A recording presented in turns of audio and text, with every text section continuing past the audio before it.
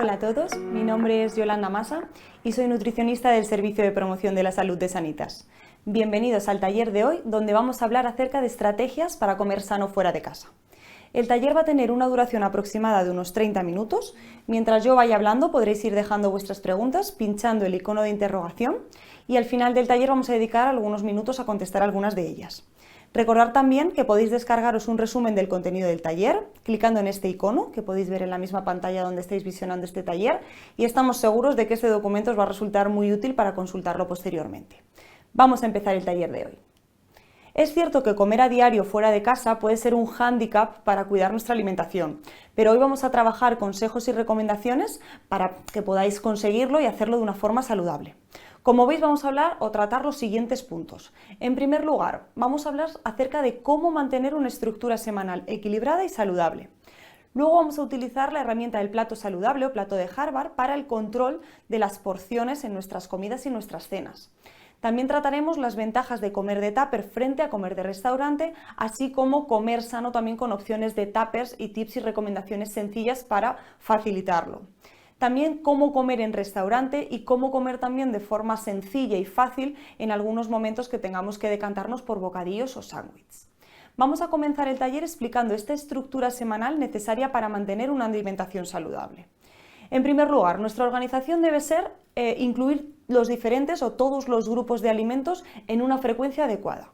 Vamos a intentar basar nuestra alimentación siempre en los vegetales, ¿vale? Cuando digo vegetales me refiero a frutas, a verduras y a hortalizas. Estos vegetales y frutas tienen que ser la base de nuestra alimentación y los vamos a repartir de la siguiente forma, es decir, vamos a consumir 2 raciones de verdura a lo largo del día que vamos a tomar tanto en la comida como en la cena y 3 raciones de fruta que podemos repartir en los desayunos, en la media mañana, en la tarde o de postre después de las comidas. También tenemos que potenciar el consumo de cereales integrales y sus derivados, intentar decantarnos sobre todo en aquellos hidratos de carbono que puedan ser en versión integral, como puede ser el arroz, la pasta o el pan, y proteínas vegetales y animales, pero siempre y todas ellas de calidad. Con ello, por ejemplo, cuando digo calidad me refiero si vamos a consumir un embutido, por ejemplo, magro, como puede ser el jamón york o puede ser el jamón de pavo, que veamos que el porcentaje sea elevado, es decir, que consumamos una carne de calidad, de más del 90%. Tendríamos que leerlo en la etiqueta. Un poquito más adelante profundizaremos un poquito más acerca de ello. Un ejemplo de esta estructura podría ser este menú que estamos viendo. Y comer fuera de casa a diario no debe ser un impedimento para el cumplimiento de esta estructura y de esta frecuencia de consumo. Veis que diariamente se deben consumir estas 3 raciones, ¿vale? de fruta y los vegetales tanto en las comidas como en las cenas. Estas verduras, estas hortalizas pueden ir en forma de pisto, de cremas de verdura cocida, de verdura asada. Siempre hay que utilizar también formas de cocinado sencillas, tipo plancha, horno, vapor y no decantarnos, por supuesto, por fritos, rebozados, empanados. En las 3 ingestas principales del día siempre va a haber este aporte de hidratos de carbono complejos, como puede ser el pan integral, la pasta, el arroz, luego algunos tubérculos como la patata, boniato, yuca, batata, etcétera, etcétera. Los lácteos van a estar en forma de leche, de queso o de yogur. Lo podremos encontrar en el desayuno o entre horas como un tentempié o un snack. Para aquellos que seáis intolerantes a la lactosa podéis decantaros por opciones sin lactosa y aquellos que no consumáis lácteos por alergias, intolerancias o por ser veganos lo podéis cambiar también a opciones vegetales. Pero como hemos dicho en el caso del pavo, ¿vale? Que habría que leer en el etiquetado, en esos embutidos magros, también ocurre lo mismo con estos postres vegetales. Tenemos que verificar que no lleven azúcares añadidos. Muchas veces el sabor de estos postres vegetales pues, puede ser a lo mejor un poco más acartonado o la palatabilidad puede ser un poco diferente y añaden este azúcar para mejorarlo. Vigilar, ¿vale? Siempre ese etiquetado en este tipo de productos. En cuanto a los pescados, debemos de consumirlos con una frecuencia de 3-4 días a la semana, como estamos viendo en el planning semanal, y hay que ir alternando estos grupos de pescados. Recordamos que hay pescados blancos, como puede ser a lo mejor el rape, el bacalao, la merluza, azules, como puede ser el salmón, el atún, el bonito, la sardina, y semigrasos, como pueden ser la dorada o la lubina. Las legumbres van a estar presentes también unos 2-3 días a la semana. A veces estas legumbres son las eternas olvidadas. Potenciamos mucho el consumo de proteína animal, pero nos olvidamos del consumo de proteína vegetal y es también muy importante esa frecuencia de 2-3 días a la semana. Las carnes, vamos a intentar decantarnos por carnes magras, como puede ser pollo, pavo o ternera, la parte más magra, y aquellas carnes que sean más grasas, como puede ser la ternera, que no sea tan magra, o el cordero, o el cerdo, etcétera, etcétera, dejarlo prácticamente solamente una vez a la semana. Y el huevo, que también suele generar mucha controversia, se puede tomar 2-3 días a la semana, ¿vale? Utilizando como unas 5 unidades medianas a lo largo de la semana. Para elaboraciones, por ejemplo, que sean de tortilla o de revueltos, si solamente vamos a añadir un huevo, podemos añadirle también más claras. De esa forma vamos a potenciar que el aporte proteico aumente y, sin embargo, el consumo de grasa y de colesterol que se encuentra en la yema disminuya. Este menú es solamente un ejemplo, pero veis que podemos preparar solamente con los grupos generales que hemos comentado, verduras, proteínas e hidratos de carbono, nuestro menú, ¿vale? Esto más que nada es para que tengáis una referencia y luego podáis organizar vuestro propio menú. Ahora ya vamos a centrarnos en la ingesta de la comida concretamente. Una herramienta muy útil que hemos mencionado al inicio es esta que estamos viendo, es el plato saludable o plato de Harvard. Lo que nos indica este plato es, vamos a tomar un plato de referencia, es un plato llano, ¿vale? Los vegetales van a ocupar siempre la mitad de este plato. Los vegetales pueden ser crudos, como por ejemplo ensaladas, pueden ser cocinados, como una parrillada, y puede ser también cremas o purés. Y en este caso, más o menos, como no podemos tomar como referencia este plato llano, podemos utilizar un bol que sean como 250 mililitros aproximadamente. En cuanto a los hidratos de carbono, van a ocupar un cuarto del plato que estamos comentando. Estos hidratos de carbono son arroz, pasta, pan y preferiblemente siempre en su versión integral. Y el otro cuarto restante del plato va a estar compuesto por alimentos proteicos. Con ello me refiero a pescados, mariscos, huevos, legumbres o carnes magras.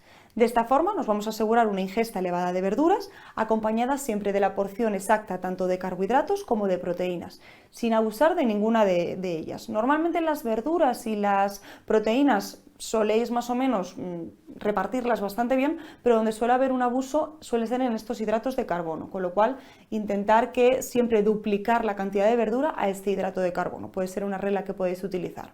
Esta herramienta va a ser siempre muy útil para el control de las cantidades y la correcta distribución de los macronutrientes en una misma ingesta, porque nos va a permitir combinar los 3 macronutrientes más importantes, las verduras, las proteínas y los hidratos de carbono.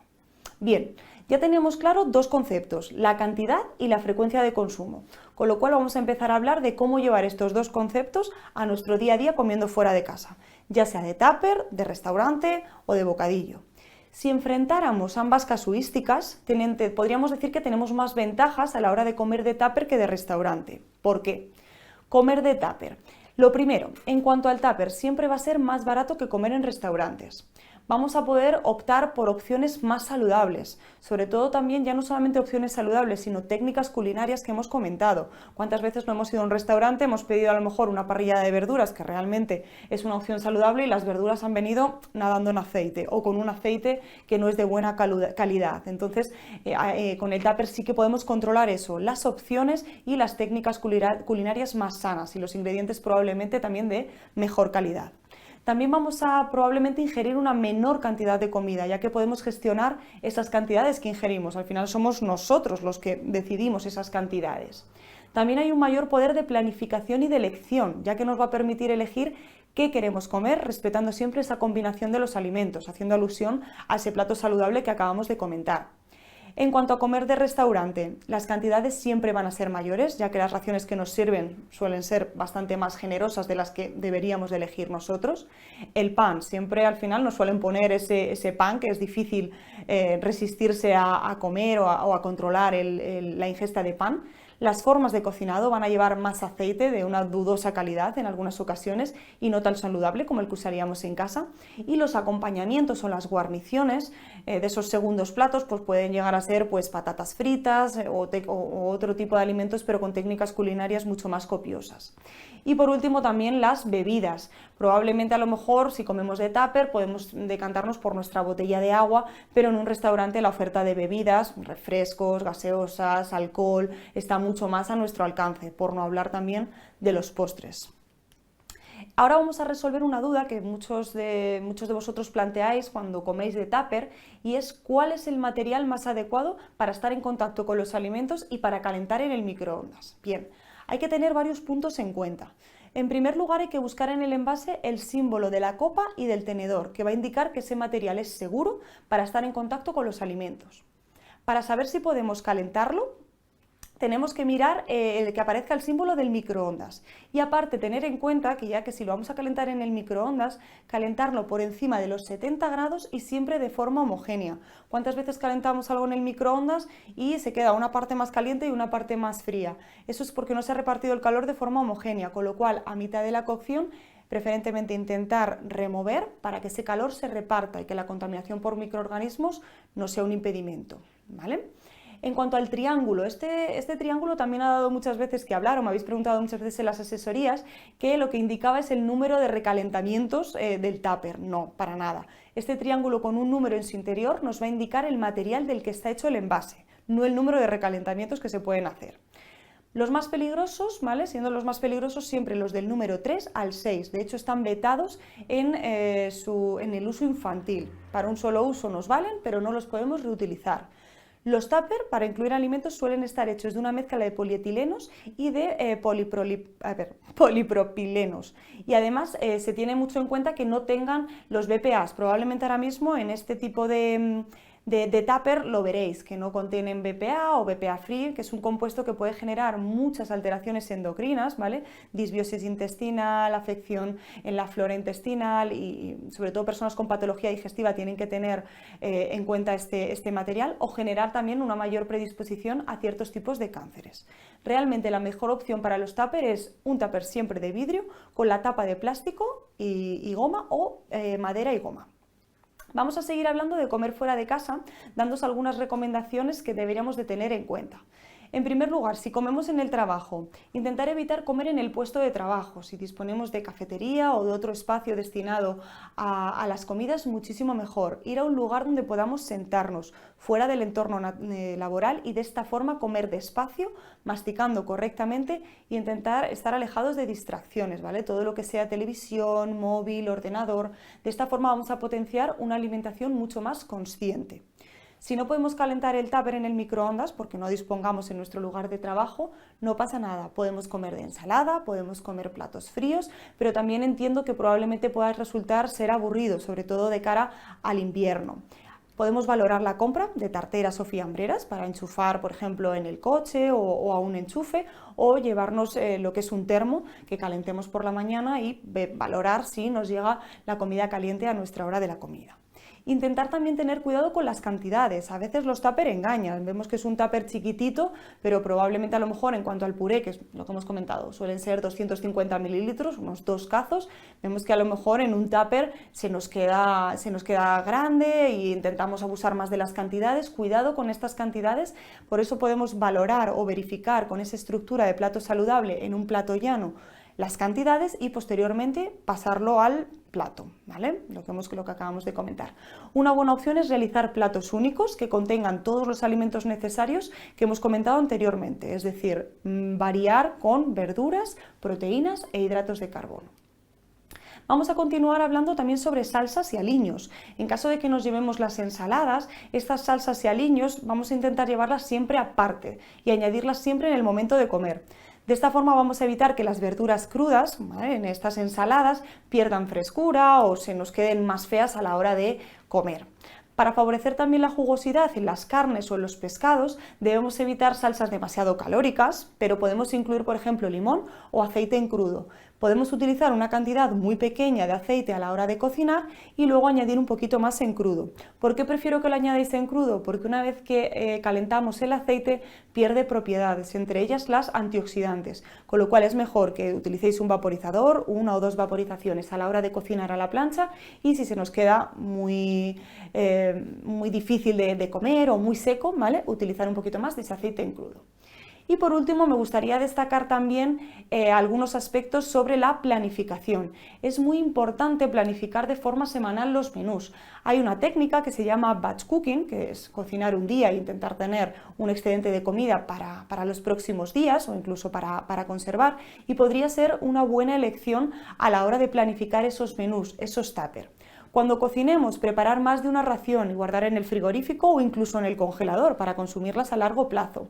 Puede ser arroz, puede ser quinoa, cuscús, pasta, pisto, purés, verduras cocidas, y de esta forma las vamos a tener a nuestra disposición para su uso posterior. Intentar evitar siempre los precocinados. Podemos recurrir a productos saludables en el supermercado, listos para cocinar de forma rápida y que sigan siendo saludables. Con ello me refiero a las legumbres o a las verduras en conserva, a las bolsas de ensalada variada, a las tarrinas, por ejemplo, de arroz o de quinoa cocida, a las verduras congeladas, a enlatados como pueden ser latas de sardinas, de bonito, de atún, de salmón, preferentemente al natural. Entonces sí que hay opciones para poder tener una despensa saludable y a lo mejor en un punto en el que no tengamos o no dispongamos de mucho tiempo podamos utilizar este tipo de opciones. Vamos a dar algunos ejemplos prácticos para llevar de comida en tupper. Entre ellas podríamos destacar una ensalada, la típica, por ejemplo, ensalada de pasta con verduras, atún y de postre una macedonia de fruta. Como veis, siempre vamos a incluir estos 3 macronutrientes, ¿vale? Quiero ser bastante cauta con esto y que siempre incluyamos los 3 tipos de macronutrientes para que podamos decir que esa ingesta es equilibrada, completa, variada y suficiente, ¿vale? Otra receta que podríamos utilizar, acelgas con jamón y patata y un yogur con nueces. Seguimos haciendo esa combinación. Verdura con arroz y un huevo revuelto y 5 fresones. Tiras de pollo con pimientos asados y puré de patatas con una manzana asada y canela. Otras opciones. Vamos a pasar a las legumbres, lentejas con verdura y pan integral y una macedonia de frutas. Aquí, por ejemplo, en las lentejas, si no metemos el pan integral, podemos incluir algún pseudocereal o un cereal, ¿vale? El arroz, la quinoa, el cuscús, pero siempre cuando consumamos legumbres, intentar combinar esa proteína vegetal con algún tipo de cereal. ¿Por qué? Porque de esta forma vamos a generar un perfil de aminoácidos muy parecido al que podríamos conseguir en una proteína animal, una carne o un pescado.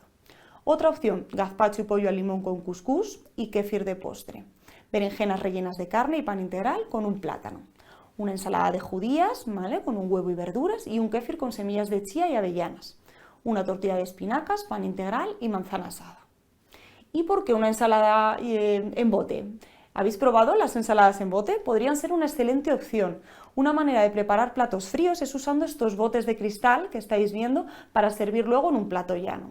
Suelen ser ensaladas muy variadas, muy fáciles de preparar y muy completas, pero sí que hay que tener en cuenta algunos aspectos para que no se nos desmorone la ensalada y que al final podamos disfrutar de un plato frío con una frescura adecuada. En primer lugar, hay que tener en cuenta que abajo tienen que ir siempre los alimentos más pesados, legumbres, arroz, pasta. Sobre esta base vamos a meter las hortalizas o los quesos húmedos. En el siguiente nivel vamos a meter las proteínas, por ejemplo la carne o el pescado, o esos alimentos que se aplastan con facilidad, como puede ser el huevo o la quinoa.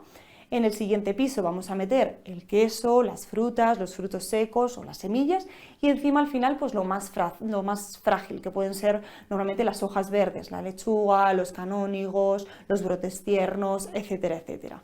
Y este bote realmente resulta muy útil, sobre todo si disponéis de frigorífico, para poder agilizar esa comida, hacerla de forma saludable o incluso utilizarlo como un recurso varias veces a la semana.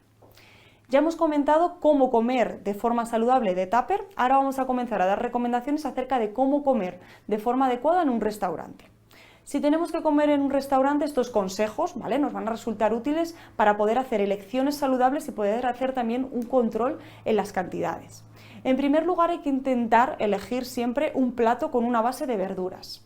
Siempre intentar decantarnos por cremas, por parrilladas, por champiñones, ensaladas, cremas, etcétera, etcétera. Pero si se eligen 2 platos, intentar seguir también las mismas reglas. Un primero de verduras y un segundo de legumbres, carne magra o pescado.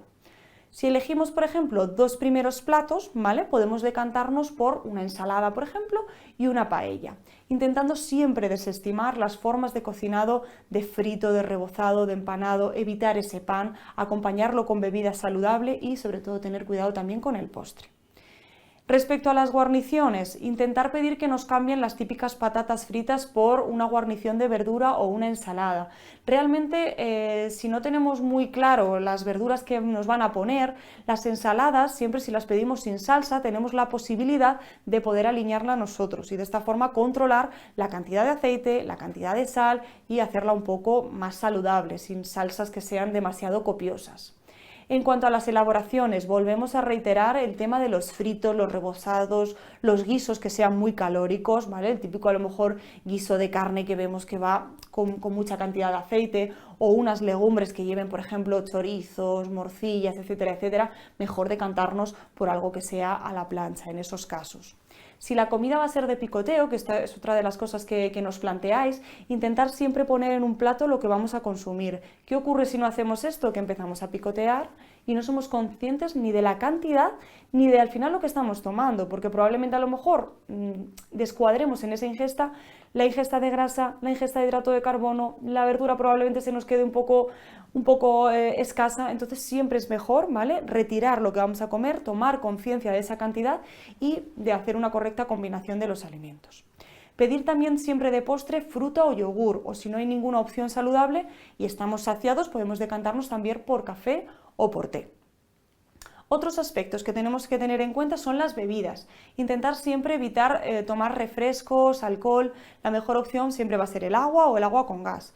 Aquí sí que es verdad que os doy la razón, que muchas veces me lo decís en consulta, que estamos muy limitados. Encontrar una bebida saludable es muy difícil a la hora de comer fuera, quitando el agua, ¿vale? Entonces podemos tomar agua con gas, podemos tomar kombucha, que en algunos restaurantes ya empieza a verla, podemos tomar también alguna infusión fría, zumo de tomate, podrían ser algunas de las opciones saludables.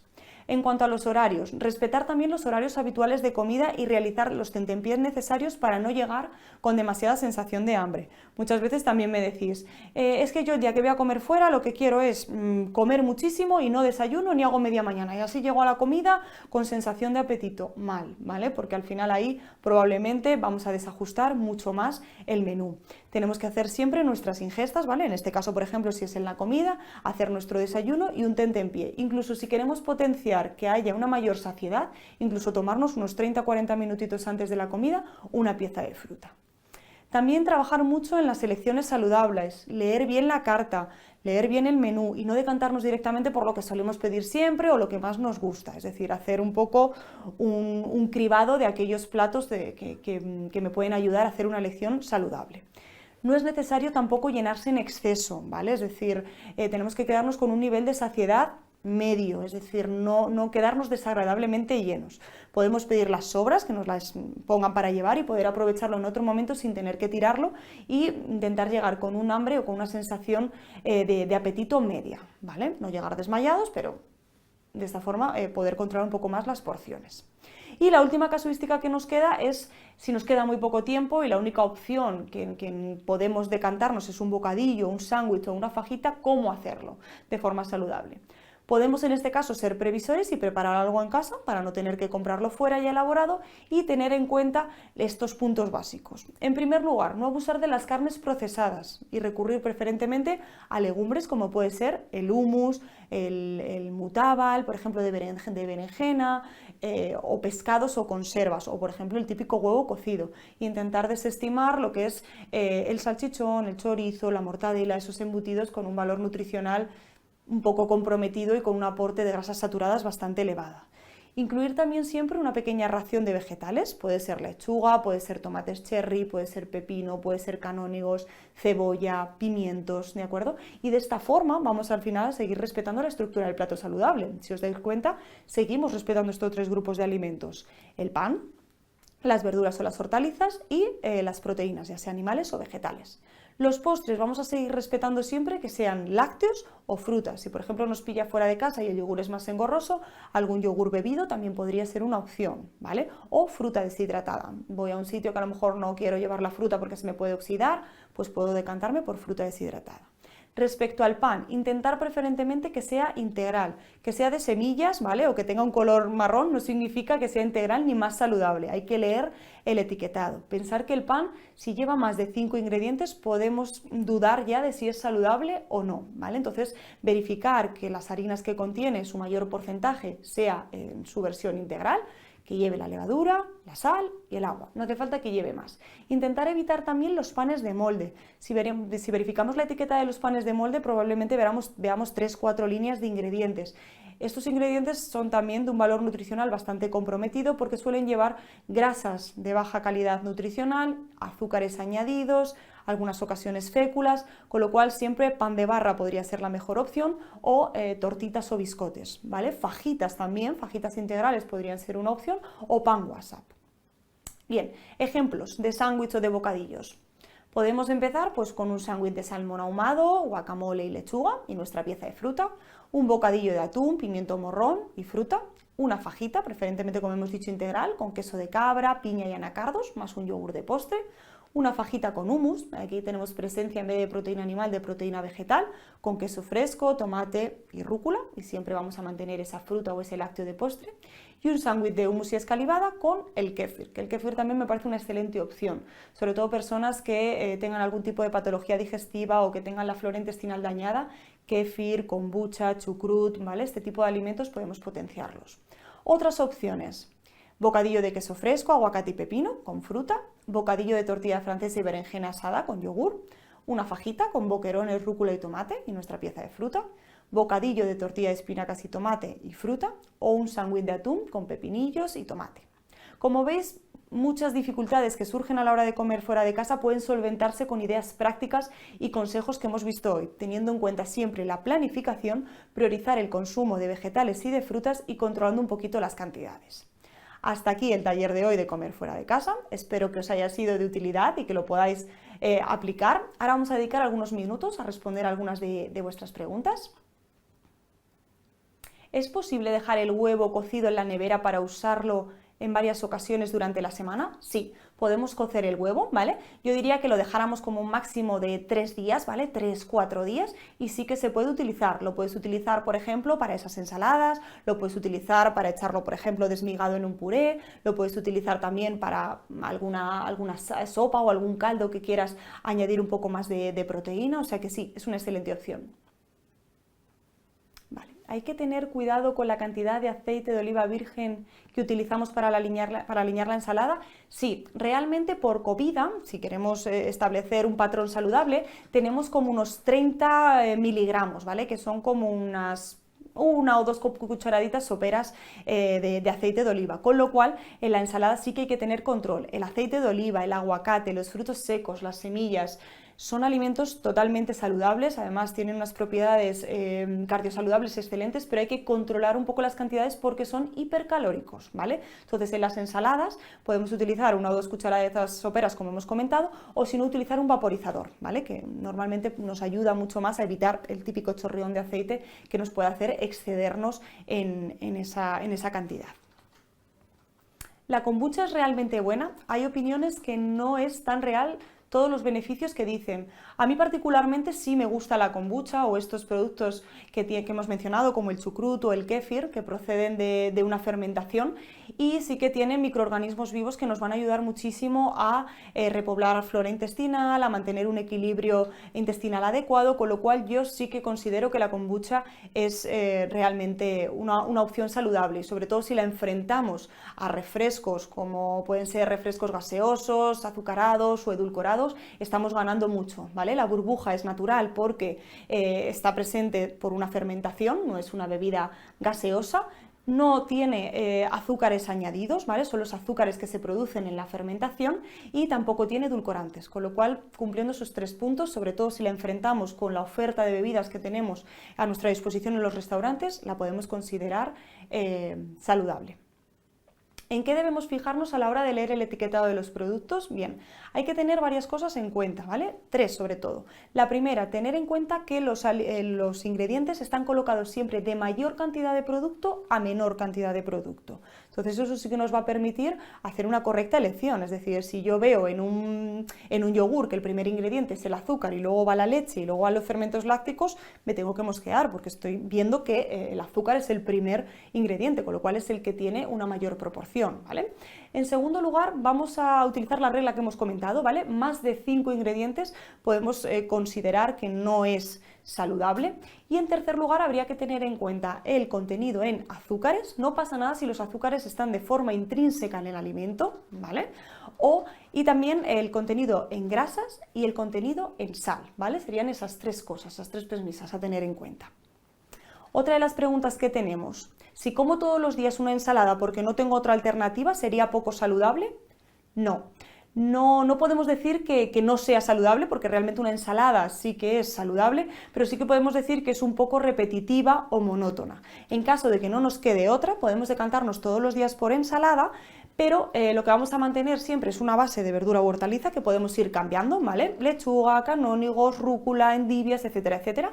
Ir cambiando también las proteínas, de vez en cuando meter algo de carne, de pescado, de marisco, de huevos, de lácteos, de legumbres, de proteínas vegetales y ir cambiando también los hidratos de carbono. Arroz, pasta, cuscús, bulgur, patata, ¿vale? Entonces sí podemos comer de ensalada, intentar respetar esa frecuencia de consumo óptimo, simplemente que la verdura sea cruda, en este caso, porque no podemos hacerla cocinada, y sí que lo podríamos mantener y hacerlo de forma saludable. Y en las cenas intentar decantarnos por verduras cocinadas.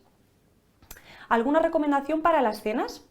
En cuanto a las cenas, sobre todo a mí me gusta que se siga la estructura del plato saludable, lo que pasa que aquí en las cenas sí podemos jugar un poquito más con los hidratos de carbono. Las personas que hagan ejercicio físico intenso o que estén en su peso, no tienen ningún problema en incluir ese tipo de hidratos de carbono, pero sobre todo en personas que tengan sobrepeso o que estén en un momento en el que quieran potenciar un poco más la bajada de peso, sí que diría que las cenas sean un poquito más ligeras y en vez de respetar la estructura de ese plato saludable, desestimar, restringir o limitar las cantidades de esos hidratos de carbono, quedando una estructura de combinar verduras, preferentemente cocinadas para que se mejore la digestibilidad, con proteínas.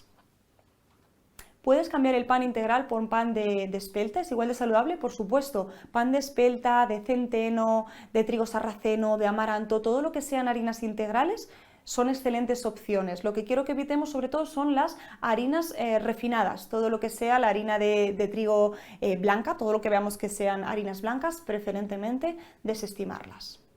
Bien, hemos llegado al final. Muchísimas gracias por vuestra participación y por vuestra atención. Tras el taller os vamos a lanzar una pequeña encuesta de satisfacción. Por favor, dedicad solo unos minutos a responderla, ya que vuestra opinión nos importa y nos ayuda a mejorar. Sentimos de verdad no poder dar respuesta a todas vuestras preguntas. Si queréis ampliar información o tratar otros temas conmigo, podéis coger cita a través de la aplicación de Mi Sanitas en la pestaña Programas de Salud, Programa de Nutrición. Recordad que mi nombre es Yolanda Masa y también tenéis la videoconsulta a vuestra disposición para coger cita. Además, podéis pedir cita también con otras especialidades del Servicio de Promoción de la Salud, como puede ser actividad física, psicología, maternidad o salud infantil. Un saludo y feliz día.